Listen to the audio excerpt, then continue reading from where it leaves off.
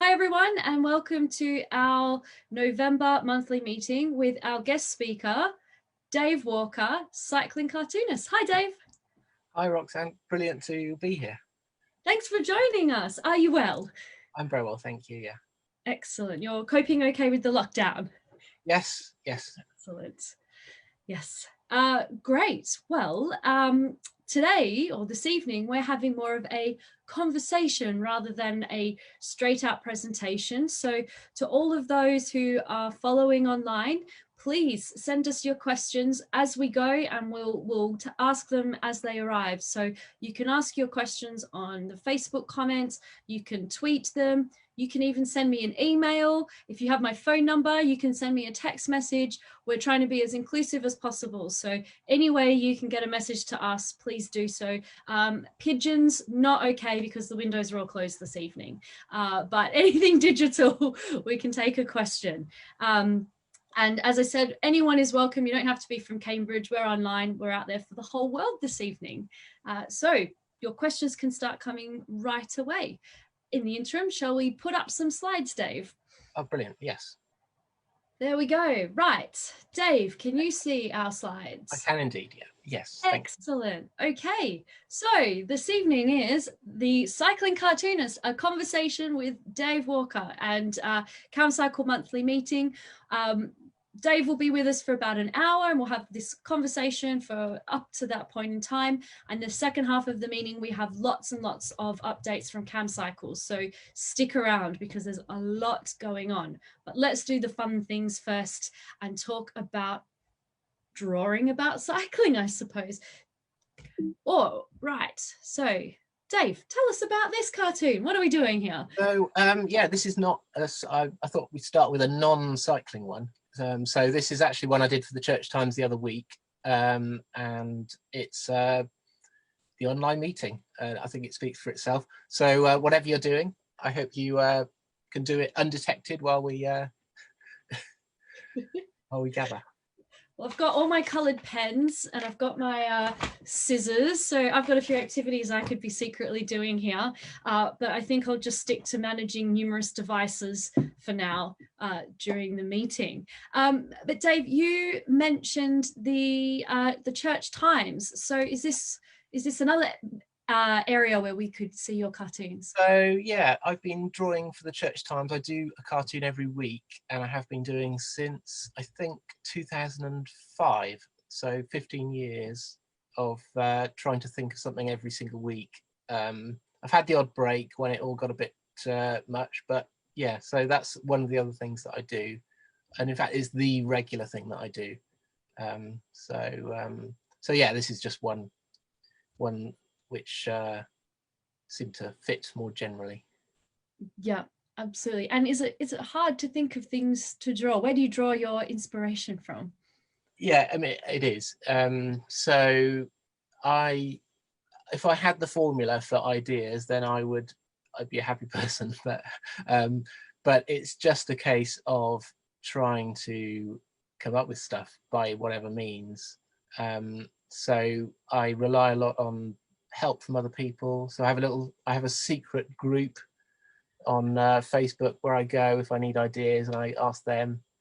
I've got friends who send me things, people to send me things, randomly by email or Twitter conversations. But a lot of it I just come up with through experience and just what, things that happen and things in the news. Yeah, right. So I'm taking that as a hint for anyone watching. Start thinking of your cartoon requests and we'll send Dave away with lots of new ideas. That would be brilliant, actually. Yes, that would be absolutely perfect.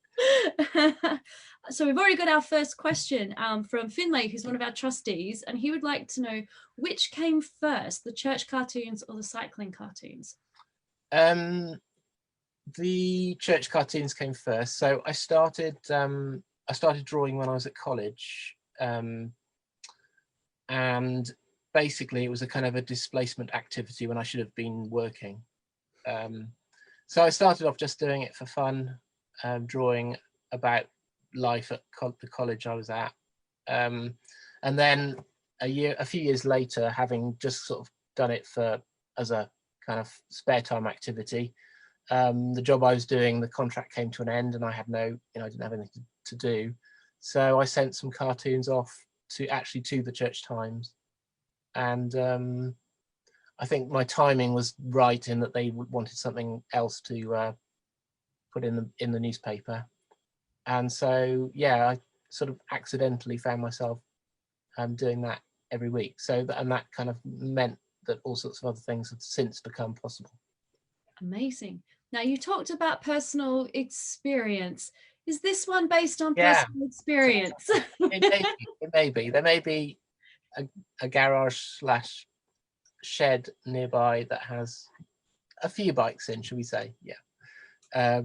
So this is one of the earliest, when I started doing the cycling ones, which I think was in about 2013 or something like that, I think. Yeah, this is one of the first ones I did. So just everybody who rides a bike can always think of another bike that would be quite useful for whatever reason. And Absolutely. Yeah, I've seen a few sheds around Cambridge that look like this. yes, Truly. So we do have more bikes than are strictly necessary, should we say? Absolutely. But you're missing a few on here. I'm sure I am, yes. Yeah, well, I mean, we're missing the cargo bike. So cargo bikes weren't as popular, probably, even just a few years ago. I called it the transport bike. That's what I'm going to say. The one on the right, the label halfway down on the right. I think I had the word cargo bike. Oh, sorry, I had cargo bike in my mind, but for whatever reason, that was the word I used. So yeah, absolutely. So, excellent. More questions coming through. So, Astrid would like to know if you always carry a sketchbook around, or where do you put those ideas when they come to you? So yeah, I do carry a notebook around, and I jot things down, or I just jot them on, whatever is nearby, and then can't find them later. Which, but yeah, I do have notebooks that I jot things down in. Often it's the ideas that once you have an idea, you've got to make sure you save it, because it won't. You think, oh, I'll think of that again, but you won't. You've got that one chance. Often just to actually bottle it, whatever the idea is. So yeah, I write things down. Absolutely. We've had a comment from Mike Davies, who would certainly have a few bikes in his shed, but apparently your shed needs a few more locks on it to keep it safe in Cambridge. So looking at your journey in these cycling cartoons that we've seen, they started out a bit more maybe recreational sports cycling. Is that where you started? Is that the kind of cycling that you do? So I mean, I'm an enthusiast for cycling in all its forms. So I love watching the Velta, which is on at the moment. I love watching bike racing, and I love riding a bike just to get around town. I love all of it. So yes, the first ones I did tend to be a bit more about the sports side of it, and riding sportives and riding a road bike. But as time's gone on, that's a bit less important to me personally in terms of what I do. So I've sort of changed a bit as I've gone on, and now I do more. I'm more likely just to be using a bike as a way to get around, really. Yeah, absolutely. My goodness, the questions are coming in thick and fast. If I'm not asking you a question right away, to those who are watching, it's because I plan to ask it later on. So don't worry, I'm doing my best to jot the questions down. Excellent. So these are the reasons to love cycling, but then I guess the next cartoon we start to see a bit of advocacy coming through. So how did this happen? How did you go from drawing the pictures to yourself to advocacy? Yeah, I mean, so this was one done. It wasn't for the Times or anything like that. It was just in response to a campaign that the Times had going. It was probably about 2013. I can't remember exactly when, but and so yeah, these were some of the points that they were making about cycling and how it needed funding to be a safe activity. And that's one of the the good things about illustration cartoons, that it's just, I find it a good way to get something across. So these 20 points or 18 points in a document, you'd sort of slog your way through, but hopefully a cartoon makes it a bit more accessible and visual. So that was what I was aiming to do. So you produced this cartoon, and then the Times saw it and said, no. So this was just one I did. This was just off my own back. So it had no, yeah, the Times wasn't connected in any way apart from that it was their campaign.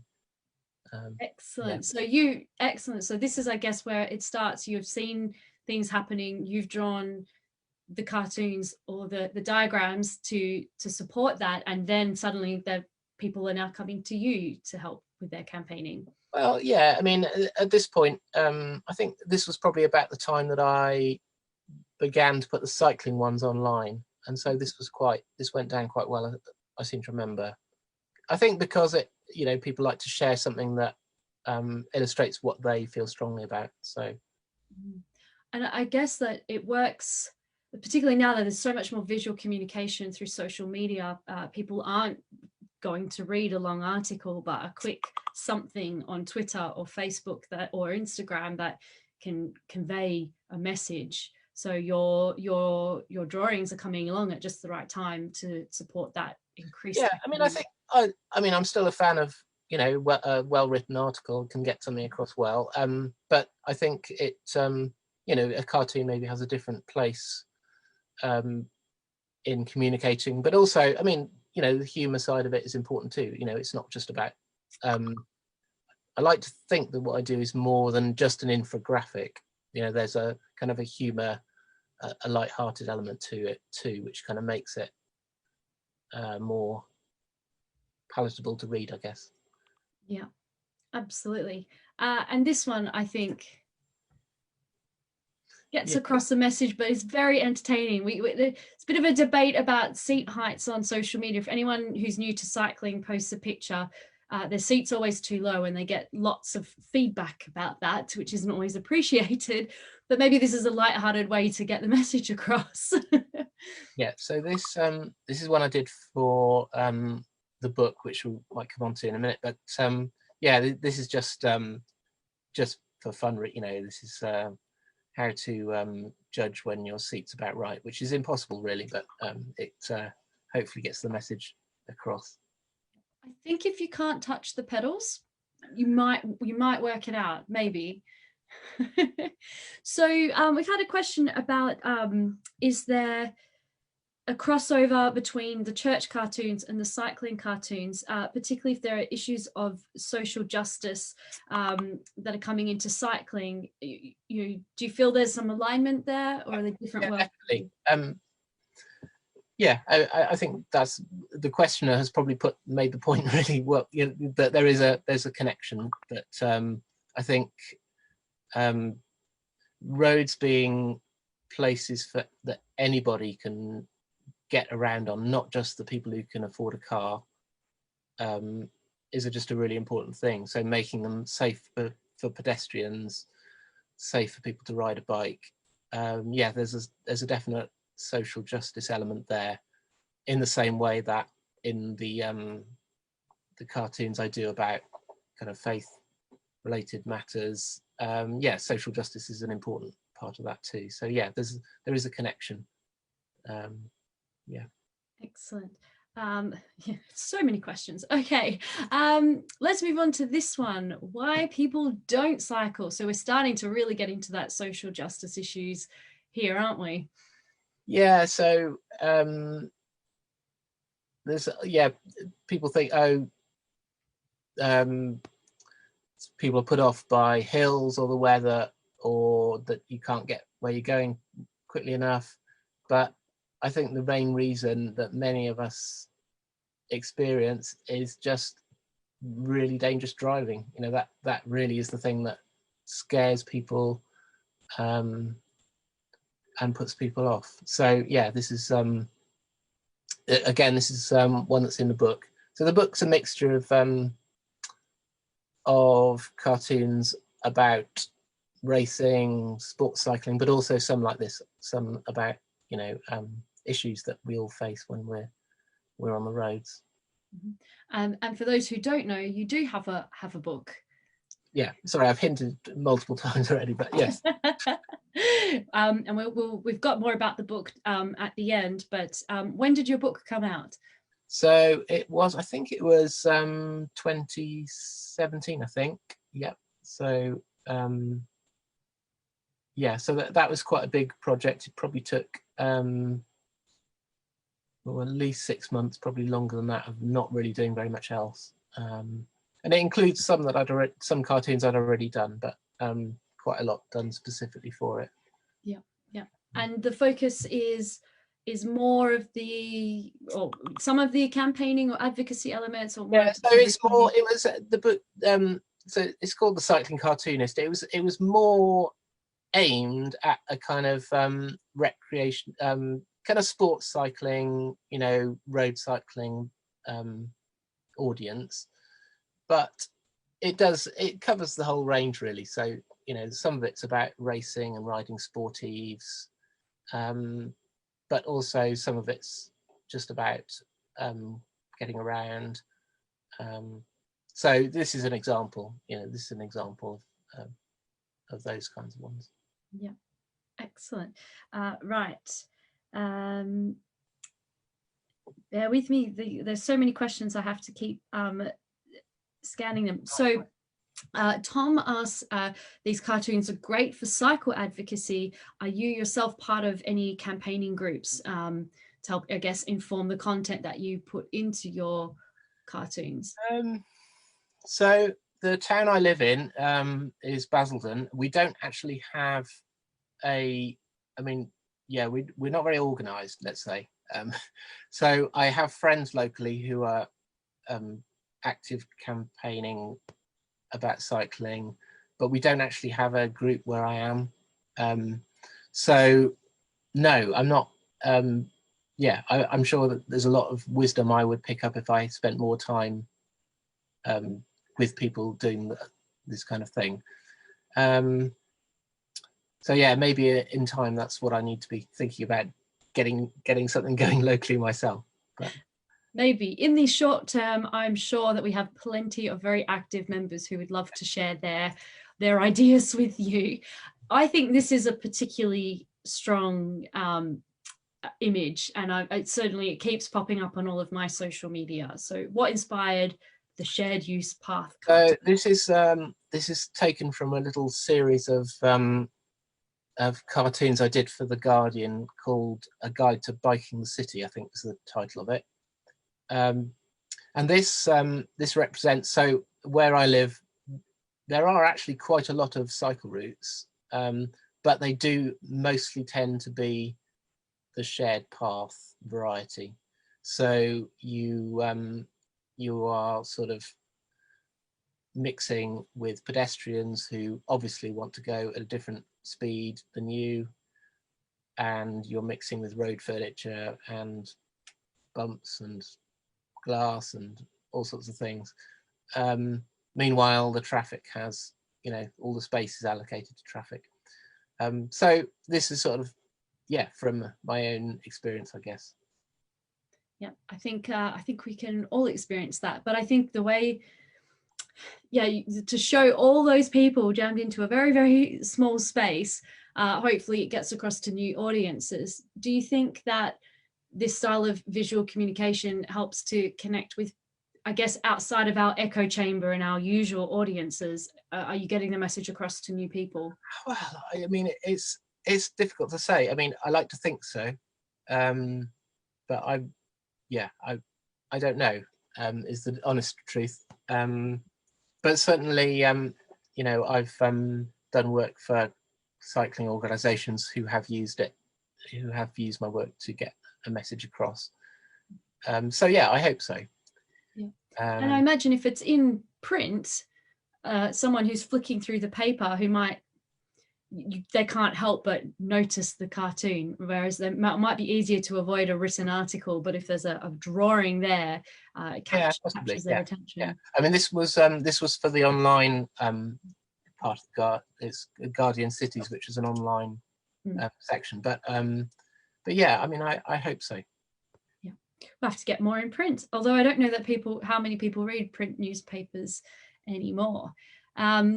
So tell us about this one. It would be great, actually. We just need to have this on standby for many comments that we get about helmets, including on our promotion of this particular event. We're already starting to get comments about helmets. So this certainly helps get the story across. Dare we wade into this space? Yeah, I mean, this is one that I let's just say I you know, people write in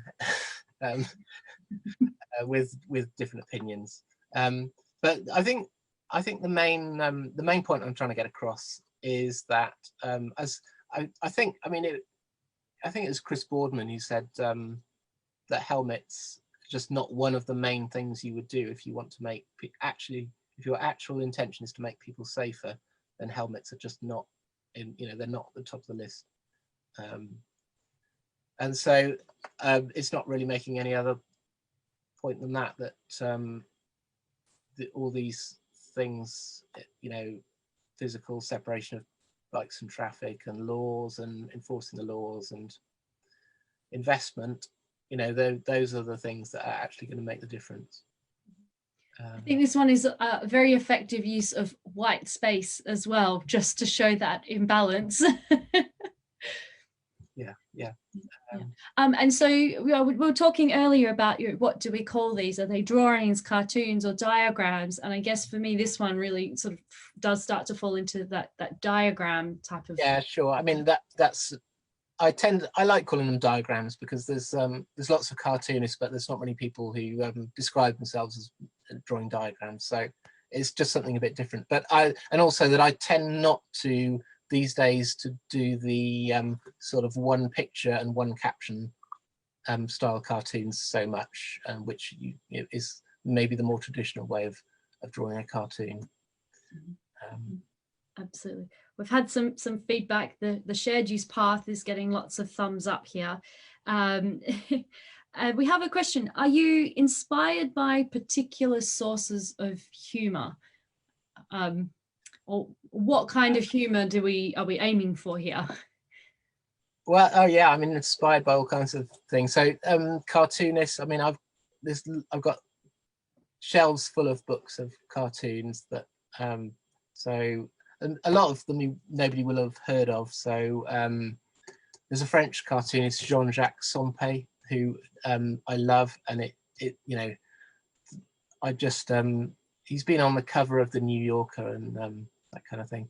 But he's brilliant, and then I love old cartoons. So Heath Robinson is one of my favorites. But then I also I just love other forms of humor. So I love stand-up and comedy.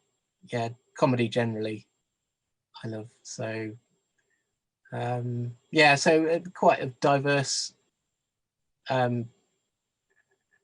different forms of inspiration on that front. Are there many other cycling cartoonists or illustrators out there that? Yeah, I mean, I think there are quite a few people doing different styles of work. Yeah, I'm not. Yeah, I try not to. I actually try not to read anybody who's doing anything too similar to me, because I'm always worried about taking their ideas, even if subconsciously, like seeing something that they've done and then it occurring to me as a brilliant idea 2 weeks later. So so I try not to spend too much time looking at people's work who if they're doing anything too similar. Yeah, understood. Well, this is something that can be very complicated to explain, but here you've managed to get it all on one page, planning on new housing development. So what's the story behind this one? Yeah, this was one at a conference I was a resident cartoonist at. Was it last year or the year before? Anyway, a couple of years ago, as called Cycling Active County Conference. And this was actually a talk by somebody from Cycling UK, I think, was doing the talk.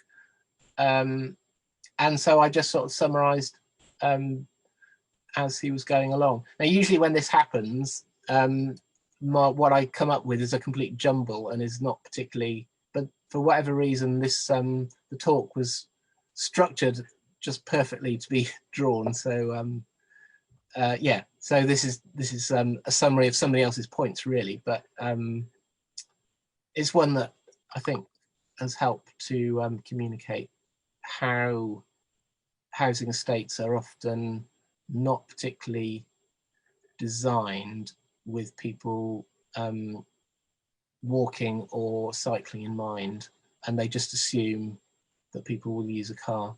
And that's one, I mean, that's one thing about where I live. I mean, there are some places where, you know, you can walk and cycle, but on the whole, you can tell it's been designed with cars as the main way of getting around. And so the cycle routes go so far and then they just stop, you know, and so you can't get from one place to another place. You can get within the town, but you can't sort of go anywhere else. And so that's sort of also the kind of thing I wanted to get across, really. Absolutely. We've had a question, and it might end up being a request. Have you done any diagrams about low traffic neighborhoods? Certainly a hot topic at the moment. So yes and no.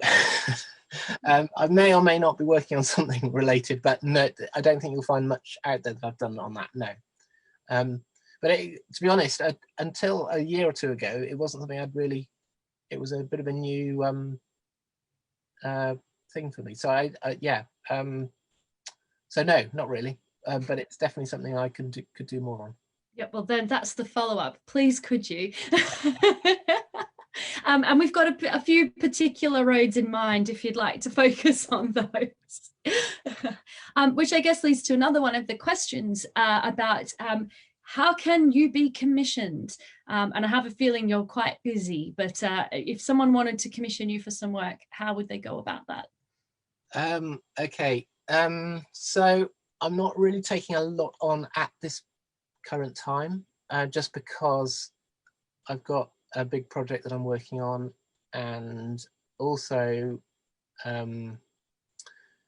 yeah, commissions are an interesting thing. I'm not always that good at them, so at the moment I don't take many on, just because I have other ways of making my living that don't need me to try and illustrate somebody else's idea, which when I can do it well is great, but I sometimes find it quite a stressful thing to do. But by all means, send me an email. If you look at my website, davewalker.com, it has my contact details, and also a paragraph about what I'm doing at the moment, what I'm not doing. Sorry, a page about what I'm doing and not doing. Yeah, excellent. And we have put that link in the comments below this talk at the moment, so people can find that. I hope you're not bombarded with too many requests, but I can relate. I have it's not the same as your work, which actually produces an income for you, but I have a hobby where people always say, oh, could you just do this for me? Like, it's too much pressure if you don't deliver exactly what people have in their mind. They don't realize how much work can go into these things either. But that said, I mean, there are loads of really good cartoonists and illustrators who do take commissions, and I would say, yeah, explore the possibilities. If you've got something you want a cartoonist to do, then there are loads of people who'd want to do it. It's just, I think it's just my particular, what I've found is that there are some kinds of commission that I find quite difficult, and so it's quite hard to say up front, yes, I want to do it, until I've looked at the detail of it. So I guess that takes us on to this one for Cycling UK. So was this a commission or something that Cycling UK supported? So yeah, I work with Cycling UK on this. So so yeah, some of it was my thinking and some of it was theirs in terms of the content. But yeah, this is one that went down quite well, I think, earlier this year, when we were, I guess, thinking, how are we going to get back on our feet in terms of transport after the real lockdown when nobody was going anywhere. you know, what's going to happen. And so this was 2 possible futures, I guess. Absolutely. Very, very timely. And well, we're still having this conversation, but our roads have gone back to the left side of this drawing, and we get them moving back to the right side again. Yeah, I mean, you're absolutely right. I mean, it's unfortunately does seem to be the case, doesn't it? But I think we keep on. You know, I think people do like the idea of being able to go by bike, you know, walk places, and so hopefully over time, you know, it will happen. But yes, maybe not as fast as quickly as we hope. Yeah, I think that one of the challenges we have in our campaigning is that sometimes it's hard to get that vision across of what we're actually talking about, and it is a tendency in cycling campaigning to get very technical and sometimes to focus on the what you have to give up rather than what the future could be like and what you have to gain. And that's why I think visual communication, actually showing people what we see on the right side of this picture, hey, this could be possible, is a really great way to change those hearts and minds. Yeah, no, I agree. Thank you. And we need to get it in front of more people. So you're on a billboard.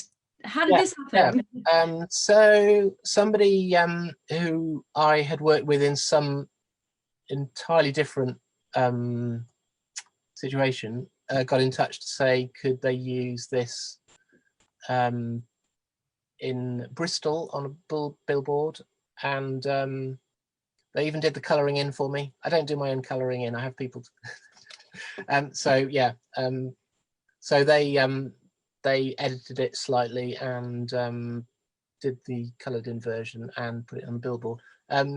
Yes, so I was just glad that it obviously resonated enough to for somebody to want to do that. Fantastic. I would love to have a billboard somewhere in Cambridge. Maybe we'll have to see if we can do the same. We've got a geeky technical question, which I guess ties in perfectly with this. You don't do your own colouring, but what do you do? What pens do you use? What software do you use? How do you actually produce? Yeah, so until about 4 or 5 years ago, I was drawing on a sheet of A4 paper with a fine liner pen, but then the revolution happened to me, and I changed to an iPad Pro, and I use Apple Pencil iPad Pro, and the app is called Procreate that I use, and that's what I use for just about everything now. And it just means that I can, because I can work in layers, I can do corrections, changes, edits, is all that becomes far easier to do. Yeah, so it saves time and effort, whereas before I was having to scan things in and then kind of, if I wanted to change something, then move it around. So that was all very laborious and last century. But eventually I caught up with but having said that, there are lots of cartoonists who still use an actual pen, and you know, some people's style is kind of more with an ink pen with splashes of ink everywhere, and you know, that's brilliant, you know, if you can do that, which but my style, this works well. That question was from our very talented communications officer. So I'm Anna, I'm not sure if fancy iPads are in our budget, but we'll get you some nice pens. I guess somewhat aligned to that, we have a question from Ian who would like to know, what should you have been studying when you were off cartooning instead? So it is complicated, but at that particular point, so this was I was studying to be a youth worker, and so I was studying a theology. It was a kind of church youth work that I was studying to do, and I did go on to do that for a few years. Yeah, so I was studying to do that. So it wasn't too much of a distraction from your.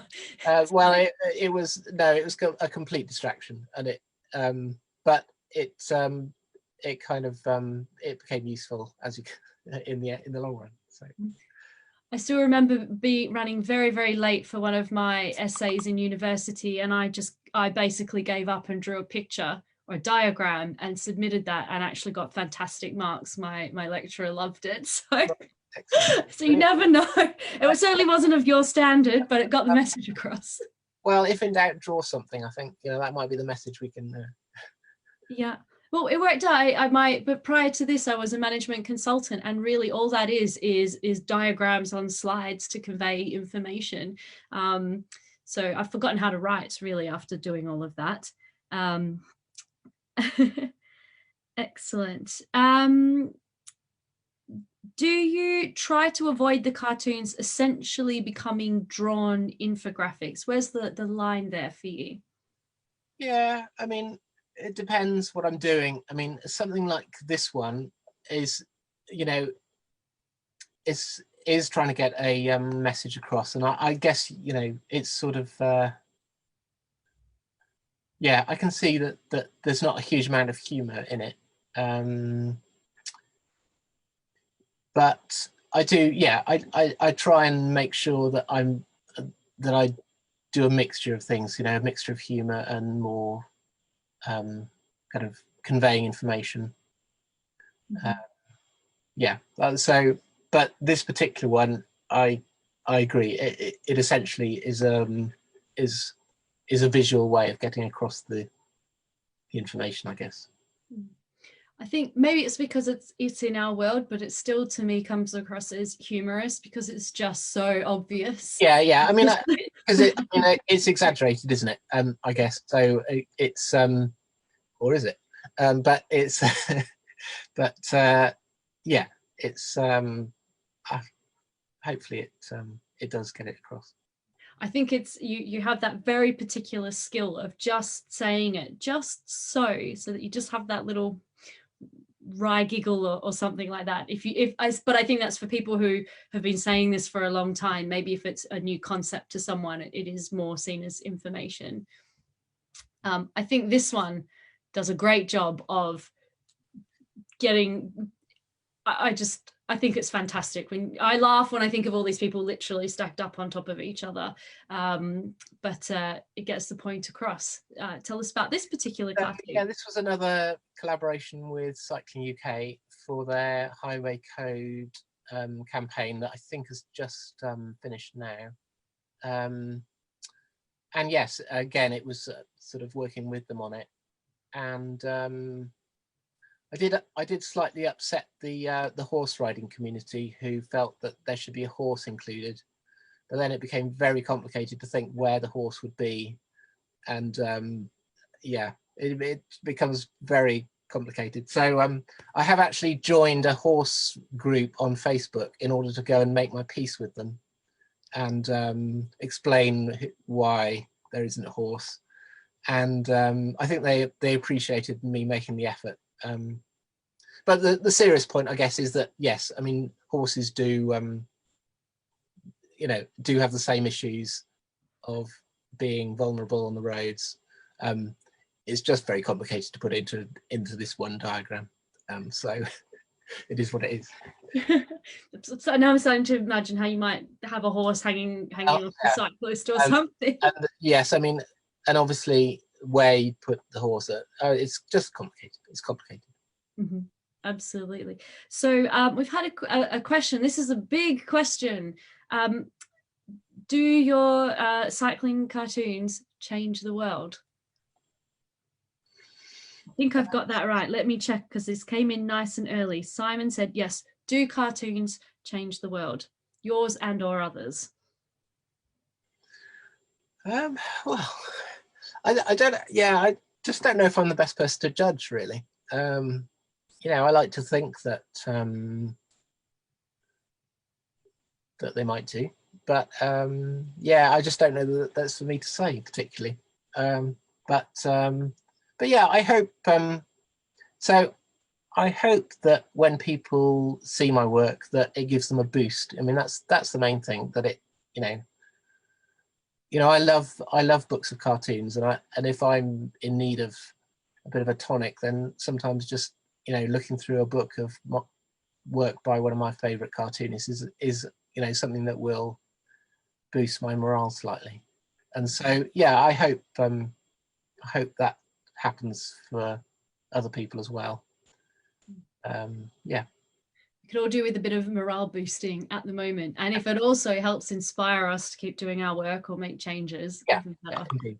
Yeah, yeah, absolutely. Another question from Simon. He notices that there are no characters as such. All the cyclists are anonymous, and the cartoons seem to be peering into the world from a neutral perspective. Is that intentional? Is that the angle you're trying to give us? Yeah, I don't tend to do characters in terms of having sort of the same figure. That's just not the style I've chosen to do. Partly because I wouldn't be able to draw the same person twice and make them look the same. If I'm to be blatantly honest, which is probably the best policy. So yeah, they just the characters are who they are really. They're just a mishmash of slightly odd-looking people.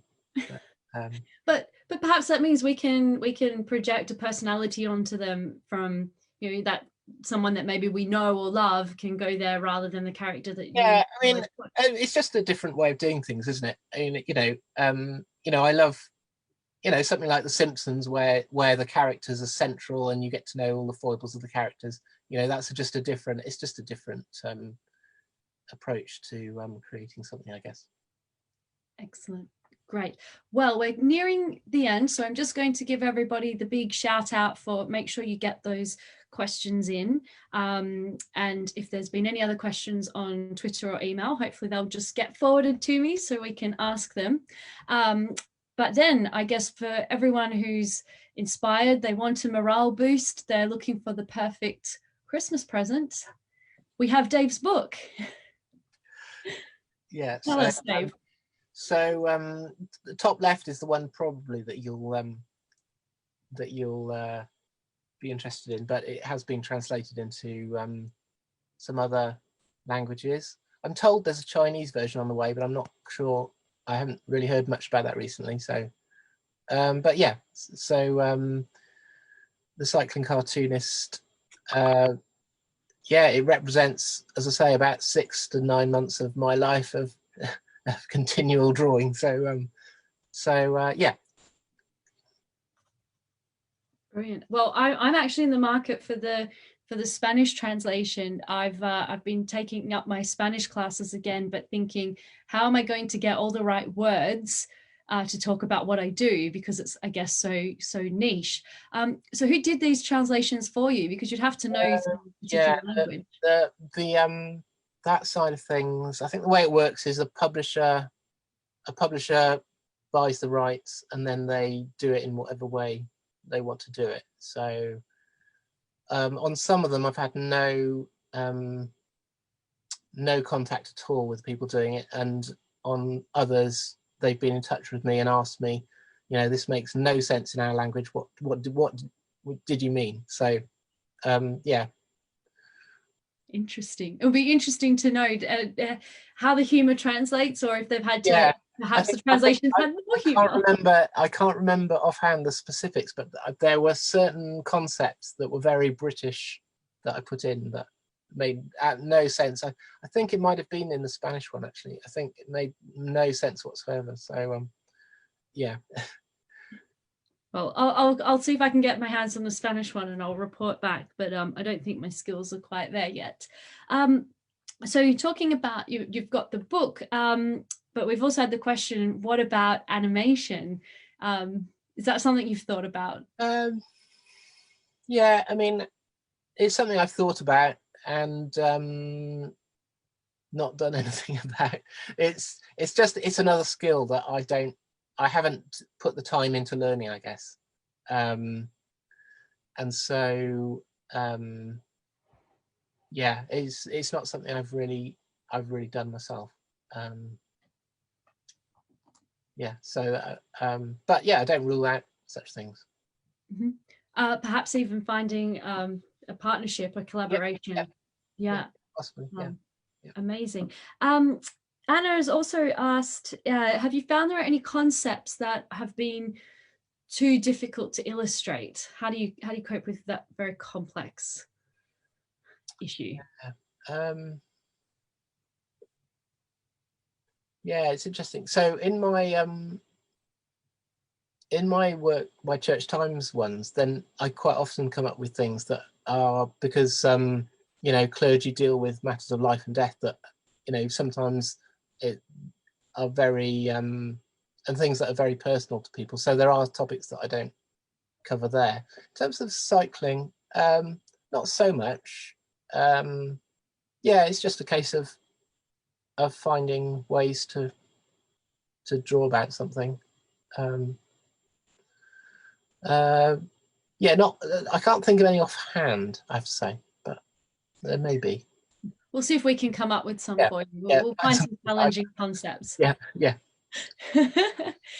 So other projects, you're also the mastermind behind the budget cycling website. Yeah, so I quite enjoy creating websites in my own time. I love WordPress, which is what I use to make websites. And so this was just a little project that I started a year or two back, and until lockdown I hadn't really got that far with, but just decided that given that people were suddenly interested in starting to cycle, that it would be quite a good thing just to launch it. So yeah, it's a guide to how you can get going on a bike without spending a huge amount of money, but also how you can avoid sort of buying really cheap rubbishy bikes online or in supermarkets, or, you know, in places that aren't set up to sell your bike, and how you can avoid, you know, really cheap and nasty bikes that aren't really fit for, are just going to make you miserable.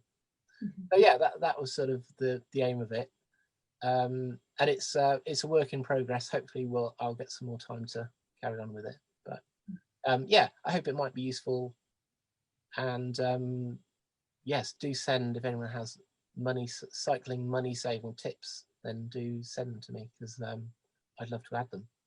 Brilliant. And we've already had a discussion. We've got some tweaks to the cycling campaigning information quite a while ago. But I've just had another thought. Do you mention anything about how to make sure you're not buying a stolen bike?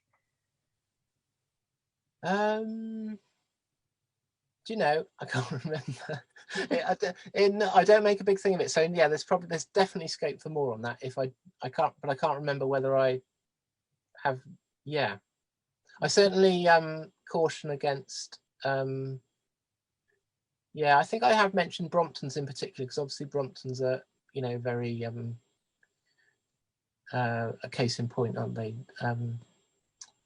But yeah, no, it's a good point, and one that I could definitely do something more on. You'll know it's a very topical issue here in Cambridge, and yes, we're working on some advice for that as well. So we can add that, but that's a call out for anyone watching to go and have a look, and I'm sure there'll be more tips. But it's also really useful, I think, for us as campaigners just to have all of that in one great location, because we do get asked quite a lot about how to buy a bike, particularly from students when they arrive in Cambridge. So it's a very helpful resource to have there. Yeah, I mean, it's, and as I say, it's definitely a work in progress. So it needs me to keep on, you know, adding things, and yeah, so it becomes more useful. Mm-hmm. So I guess that ties in with then what are you working on at the moment, aside from your regular cartoons? Can we know what's next? So yeah, I do have a project that I'm working on, but I'm not yet ready to say exactly what it is. But yes, I am working on more work to do with cycling, let's say. Yeah, so watch this space is all I can say at the moment. And yeah, so this cartoon is really my encouragement just to ride your bike. Doesn't matter whether you have the right bike, the right kit, whether you live in the right place, and whether you have the right level of fitness. Just ride your bike, and that's sort of, I suppose that's the message that I want to get through really on with the cycling cartoons. Yeah, that's brilliant. And could we say, likewise, you could say just draw as well. If there's Yeah, anyone out there who's feeling inspired. yeah. So absolutely, it's something that I mean, I've I should have said at the beginning, my only qualification for doing this is I got a D in A-level art, and apart from that, yeah, just taught myself and just got on and did drawings to amuse myself and people around me. Yeah, so that's my recommendation really. Just if you want to draw cartoons, have some fun doing it and experiment, see what comes of it. That's hopeful. I didn't get the greatest marks at art at school either, but I am thinking you managed to draw one of the most difficult things to draw, which is a bicycle. Yeah, I think that this could be why I've kept going with the cycling cartoons, because once I sort of got it, then it's too good to waste really, because it is it's not the simplest of drawings to do. And sometimes if I'm signing books, I'll do a little doodle of somebody on a bike, and every now and then the frame geometry will turn out to be particularly peculiar, because I don't get every bike quite right, but you get the general gist anyway. Yep, absolutely. Well, I it's not something I've ever managed to achieve, so I think you've probably got a cornered market there until more people can even begin to draw bikes. But we are drawing to a close. I said we would finish at 8. So I'd just like to say a huge thank you, Dave. I think there are still so many more questions we could ask. I'd love to get a lesson on how to draw a bike even, but we must let you get on with your evening. So thank you so much for sharing your drawings with us and your story, for telling us it doesn't matter what we need to ride a bike. I guess I'll jump over to this slide, but if you've got any last words you'd like to share with us. Yeah, well, first of all, I mean, thank you for inviting me, because this doesn't happen very often. It's quite unusual that people want to know about the cycling cartoons I do. Occasionally I go and talk to a church conference about what I do, but not very often. So yeah, thank you. And it's been lovely to hear that people have had lots of questions and everything. And yeah, do keep in touch. So this is my at Dave Walker is my Twitter name. My Instagram one is Dave Walker Cartoons, and then davewalker.com is where you'll find all my different projects that I'm doing. So I do have a website which is about the cycling stuff, but you'll find it all via davewalker.com. That is brilliant. Thank you so much. And we've got lots of people saying thank you. So we're giving you your virtual applause. Sorry that we haven't been able to give you tea and biscuits and real life applause this evening. But yes, thank you so much for joining us. And I have a feeling you'll be on the speakers circuit of cycling campaigns now. So look out. That's very nice to hear. Thank you.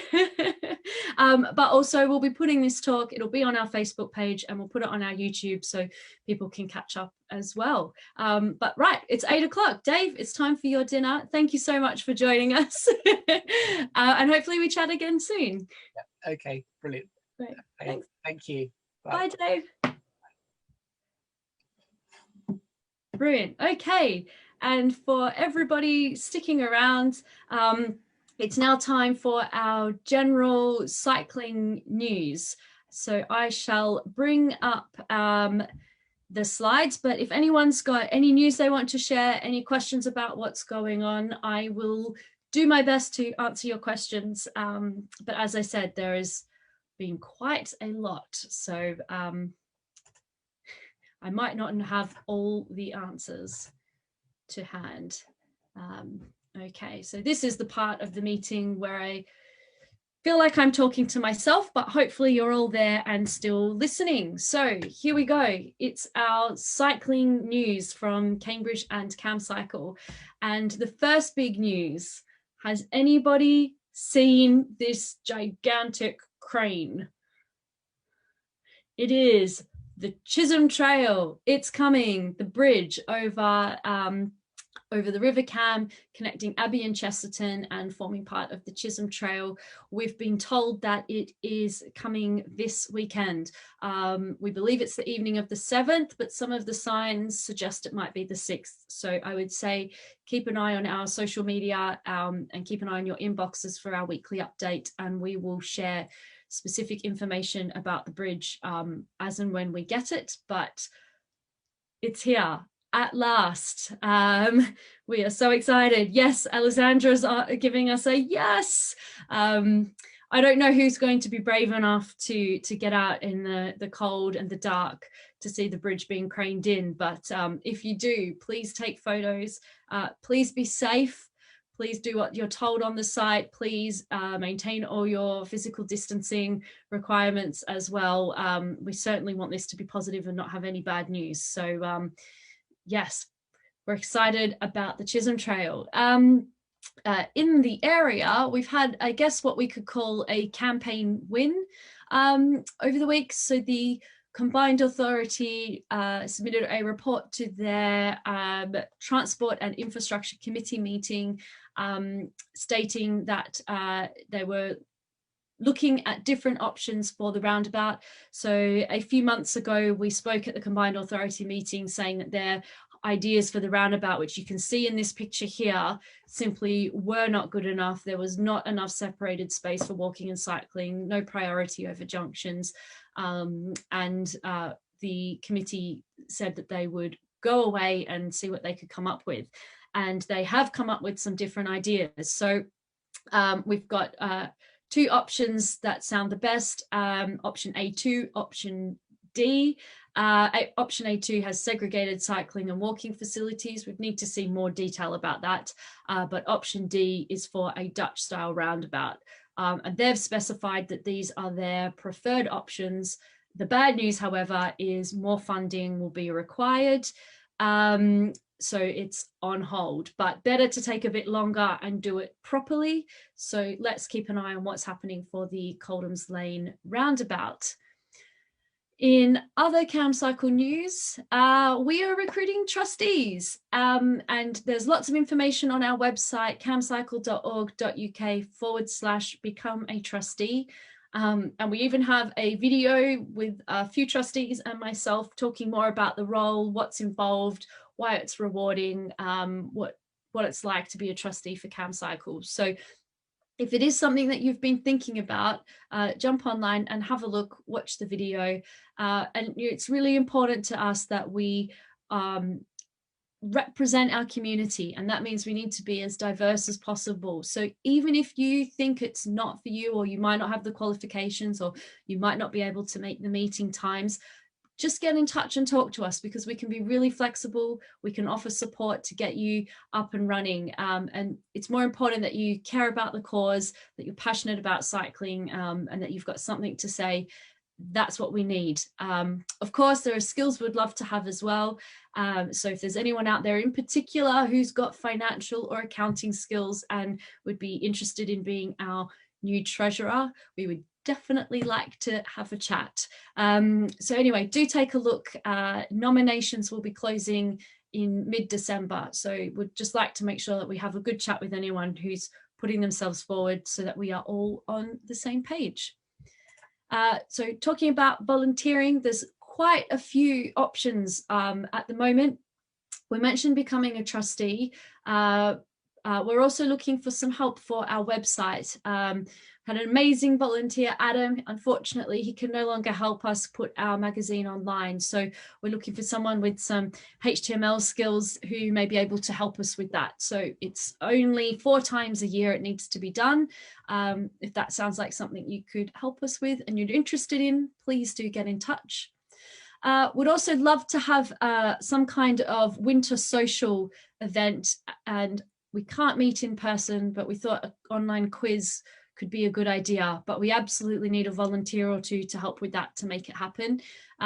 So if you would like to put together some questions, we can help do all the online things, all the presentations, but we need that help with the questions. So if you'd like to be involved, please, again, get in touch. I'm sure there are a few people out there who are absolute fountains of knowledge who would be great at helping us do a Camcycle quiz. It can be cycling questions or general knowledge. Whoever's involved, they get to shape what it would be like. So could be a fun way to get involved in our cycling community.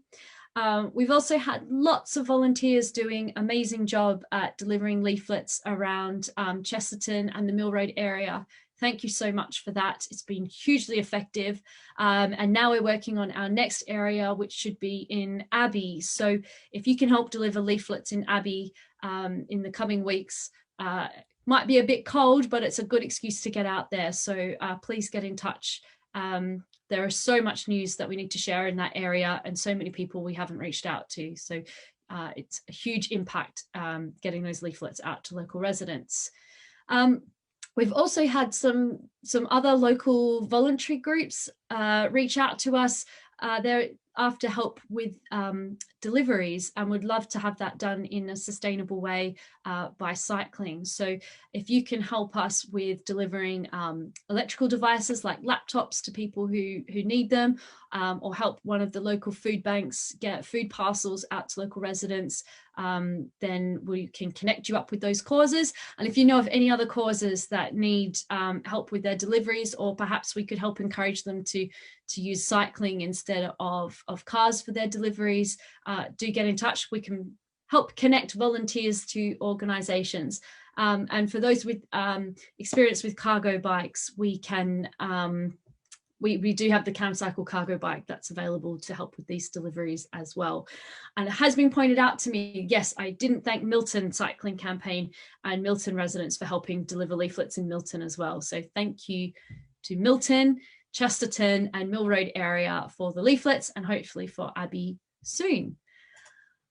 In other Camcycle news, we are very excited. We've been selected as one of the Co-op Local Community Fund charities for the next year for the Cambridge North stores.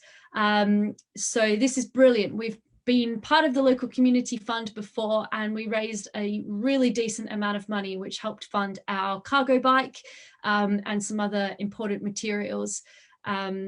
But this time it's for a whole year, so there's plenty of opportunity to help raise more funds for Camcycle.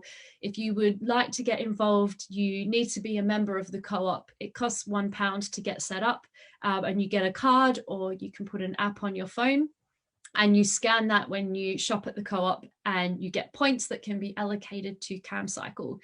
Essentially, if you live within 15 miles of the Camcycle office or Cambridge North area, you can choose Camcycle as your charity. So please do so. And if you have any issues getting it set up, we can help, and we'll be getting more information about this on our website soon. But this is really, really important and valuable funding for Camcycle. So thank you to the co-op, thank you to co-op members, thank you to co-op customers, and in particular, thank you to the staff of those stores, because it is the staff that choose the local charitable organisations for the year.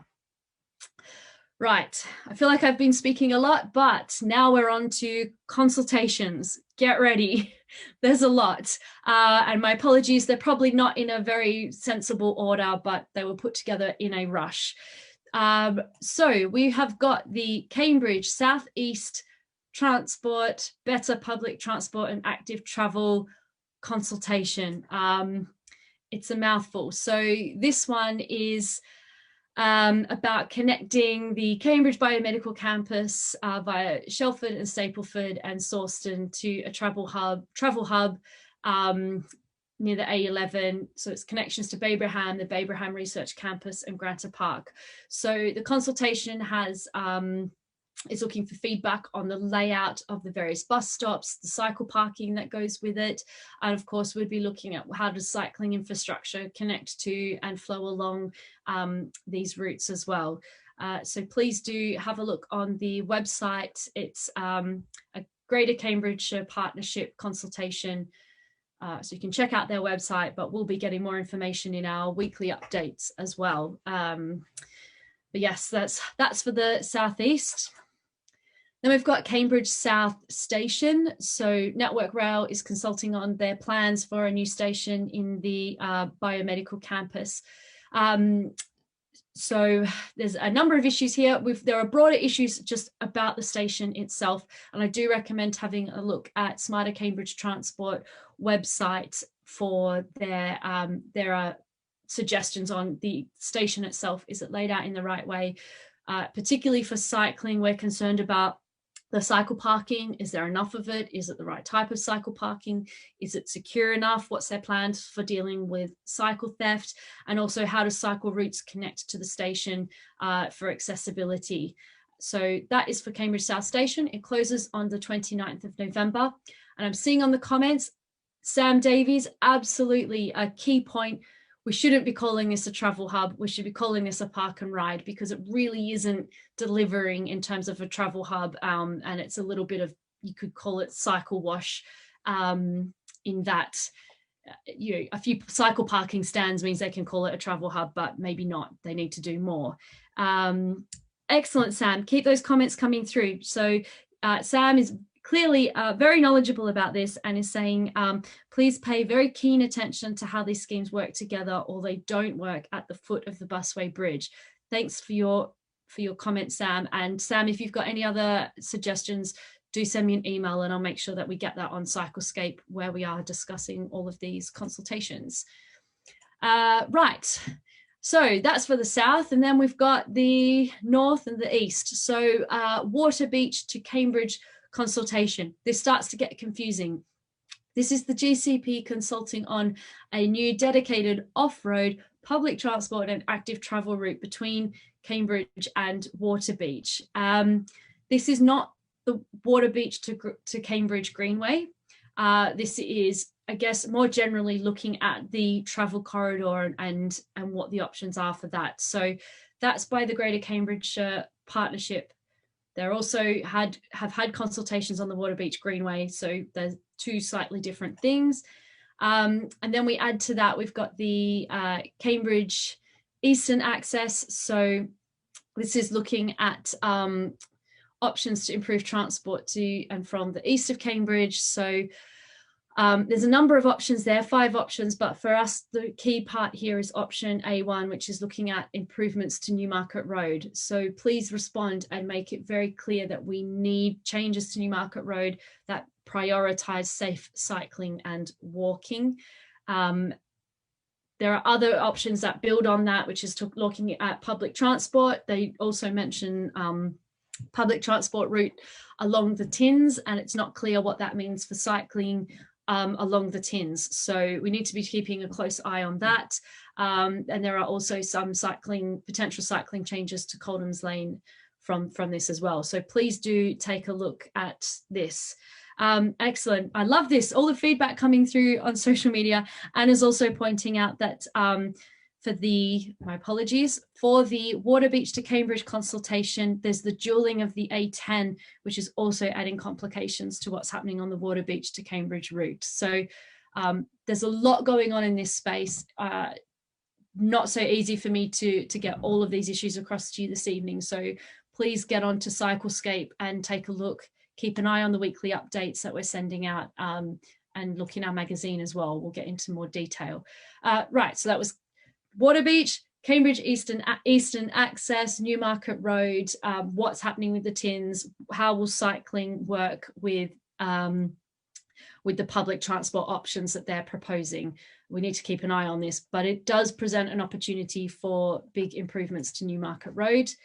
In that area as well, we have the East Barnwell conversation. So this is a Cambridge City Council, and they want to know your ideas, what you'd like to see developed in East Barnwell. They're particularly looking at thoughts on housing, the environment, which is including ideas about walking and cycling, as well as recreation and open spaces. So this conversation has been open for a while. They've had feedback from over 1,000 people already. They're getting ready to move into phase 2. So really do get in quickly to get your ideas for East Barnwell across. And then how does that affect Newmarket Road and the Greater Cambridgeshire Partnership projects? You know, there's lots of interaction here. So make sure you respond to all of them. The pavement parking consultation is nearing its close. We've got information on our website about this as well. The government has presented 3 options, and Camcycle's view is that they should simply extend the existing sensible rules present in London. I believe that's the 3rd option of that consultation, but do take a look at our website to get our recommendations and help you respond to that one. So important. We really need to get those cars off the pavement. Then more generally, we have climate change consultations. So the Cambridge City Council is currently consulting about how they can reduce their carbon footprint and how they will support local residents, businesses and organisations. So we can be putting forward ideas to the City Council about cycle parking, making sure they have adequate and secure cycle parking so that more people can cycle, making sure that there's provision for cargo bikes. While they may not be responsible for our highways and our infrastructure, cycle parking and other schemes are within the remit of the City Council. So you can provide feedback like that, what could go into various planning policies that the council's responsible for, and what could they do with their own operations. So perhaps converting some of their own vehicles to cycles and cargo cycles could be an option. So you can respond to that. And then we have another consultation on climate change, and this one is the Cambridgeshire and Peterborough Independent Commission on Climate Change. It's a fairly short survey, and it does include, well, transport will be a focus of that report, so you can get on there and put forward a strong case for more investment in cycling infrastructure. So please do respond to that. Right, I'm taking a breath. Any other questions coming through about consultations before I move into new topics? Okay, nothing yet. We shall move on to other news. So our Spaces to Breathe campaign continues, particularly with the lockdown of some sort coming back to Cambridge. So firstly, do make sure that you're keeping an eye on the government's advice, and this does include updated COVID travel advice. And it is great to see that the government is advising that if you need to travel, you should try to walk or cycle, and to enable you to practice social distancing while you travel. And so reasons to travel: work when it cannot be done from home, if you have education or caring responsibilities, medical appointments, anything that you're concerned about your health, venues that are open like essential retail, and for exercise. So cycling is allowed for your exercise. We've also been continuing our School Streets campaigning, and we now have an excellent video on our website about School Streets. I'm having a look at the time. I think we're okay, so let's see if we can play this for you.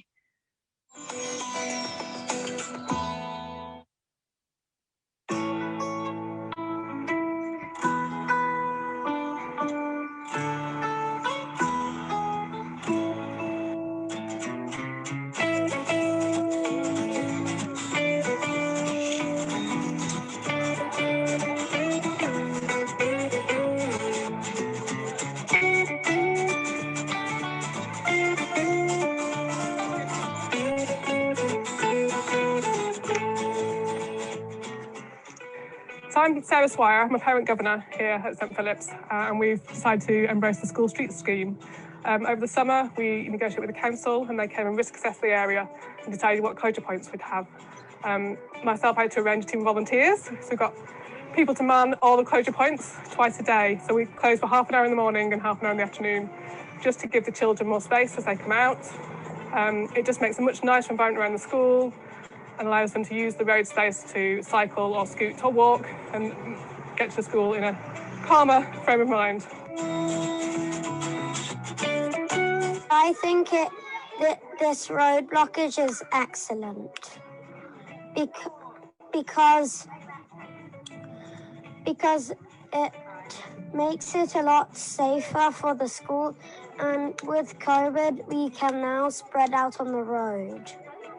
It used to be quite a hazard just getting children to cross this one small road.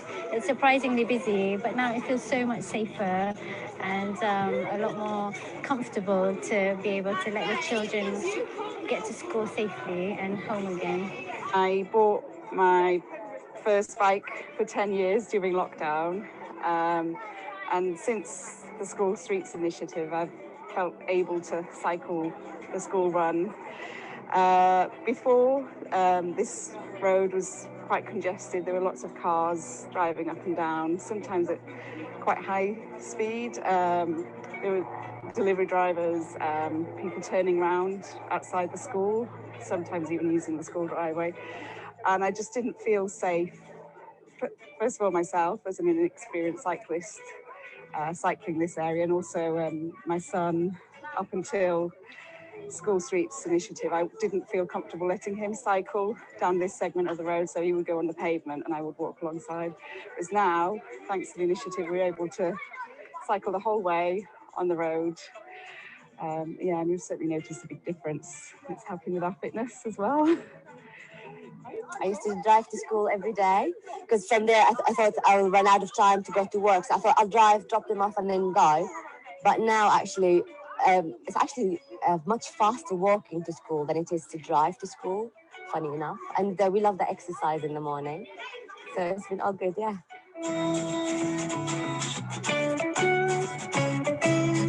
It is a bit nerve-wracking at first, but I think after the first week or two, most people are completely used to it. And especially with the signage and the yellow jackets and things, the orange jackets, I should say, people just appreciate that you're there for good reason. You're not just protesting or something, you know, it's official. I haven't had anyone wanting to complain or anything. You can always direct them to the council if they do. But especially a lot of delivery drivers and things adapt really, really quickly. So work with the council. It's new to them too, but they're building up lots of good advice and they're working out ways to make it worse. They've got lots of good stuff to support us. They've provided us with signs and training and instruction manuals, and just collect a team of volunteers. The more people there are, the easier it is for everyone to get it working.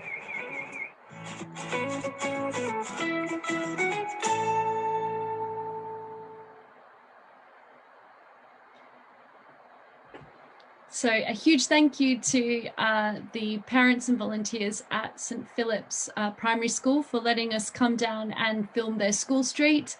They're doing an amazing job there. And if you support the school street, if you live locally, they would love to have more volunteers, and you don't need to be a parent of a student at that school. So a great way to still be able to get out and be part of the community and support active travel. So if there's anyone out there who can help volunteer for just a half an hour a week even, I'm sure that Sarah would love to hear from you, and you can send us an email and we can put you in touch. But great to see a school street here in Cambridge, and it's working really well. The Camcycle team went down to check it out and were very impressed.